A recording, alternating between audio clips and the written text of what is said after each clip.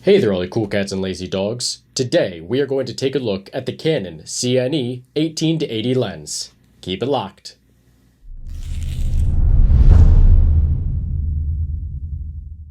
Just over a year and a half ago, I was looking for a versatile documentary lens.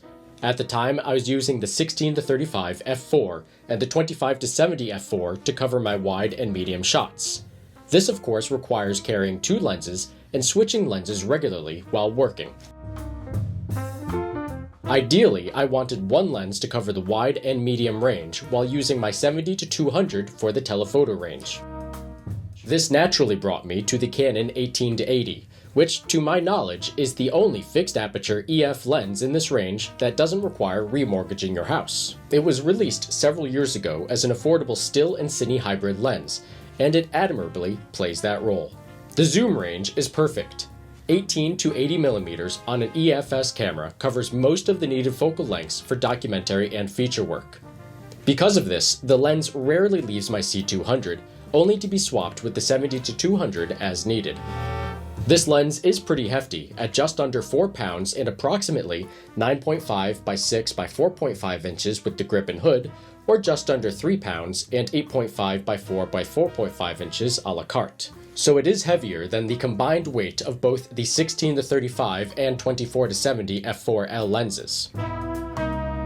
It will also take up more space in a bag and be more difficult to store due to its height and accessories than that of the pair of still lenses. The lens is parfocal, which is great when constantly changing focal lengths, and it is a fixed aperture, which means no exposure changes when zooming in or out. Yes, it is only an aperture of t4.4, which is roughly an equivalent of f4, but I don't think I'd want to carry around the extra weight and bulk that would be necessary for an f2.8 equivalent. In very low light scenarios, and for those who want minimal to no noise in their image, this lens may not be the best choice. But I found that most newer cameras have become so efficient in low light gathering that this is a non-issue in all but the worst case scenarios.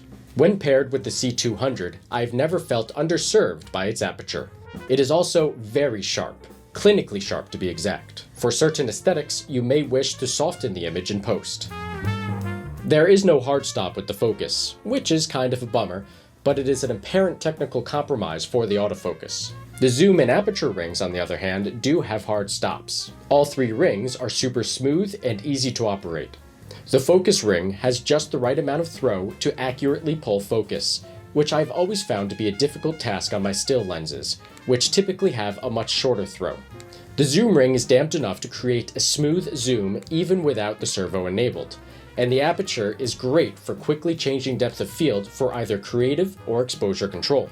When abrupt exposure changes from adjusting gain or changing the ND filters would be terribly distracting, the aperture ring can be quite handy for quickly changing the exposure without the audience knowing, such as situations when you're walking from inside to outside of a building or entering an overly bright room. Most of the time though, I leave the lens on t4.4 and set the switch to auto iris, because I found that I accidentally bump the aperture ring, changing my exposure at inopportune times. The reason that I use the auto iris feature as an aperture lock is because, for some reason, the auto iris feature doesn't seem to work with my Canon C200. It hasn't bothered me, but if anyone knows of a way to fix this, let me know in the comments. The image stabilization on this lens works wonders. It has 3 modes: A for handheld, B for erratic motion, and C for tripod shooting. It should be noted that the image stabilization makes a clicking sound and does not seem to work when mounted to my Canon 1DX Mark III, so I would assume it is not compatible with most, if not all, DSLRs. The autofocus is accurate and efficient, making it ideal for solo operators, but again, it does not work with my Canon 1DX Mark III. When the lens is paired with a C200 or similar, it performs near perfectly and is compatible with the C200's face detection and tracking capabilities. Image breathing is apparent but minimal through most of the wide end, but seems to dissipate to little or no breathing on the telephoto end. Depending on your shooting style, the servo can be a mixed blessing. It is connected to the lens via a ribbon cable, and as such, it is not removable without potentially exposing your lens to moisture and other elements. The grip bracket can be removed to save on weight, but again, it will leave an opening for potential debris to enter the lens. The servo can be operated without the grip directly on the lens body via 2 buttons. but they can only operate at a single speed. This speed can be adjusted in the camera settings, and the servo can also be operated by the camera's joystick. The motor for the servo does make some noise. The faster the zoom, the louder the motor, but since I usually use slow zooms, this hasn't been a distracting feature. When operating the lens without the grip, it is natural to hold the lens in the palm of your hand and wrap your fingers around the side to access the servo buttons. It has a nice feel to it, but I've noticed that the palm of my hand will often engage or disengage the servo switch without me knowing. Plus, the servo does make the lens awkward to manually operate the focus, zoom, or iris while handheld. To properly operate the servo, the rocker grip will be needed. It's a natural point to grip the lens and adds record and one-shot AF buttons. Unfortunately, the one-shot AF button cannot be assigned another feature, so I've only found it to be useful when manually operating the focus ring with my left hand. If there is a way to reassign the one-shot AF button on the grip, please let me know in the comments.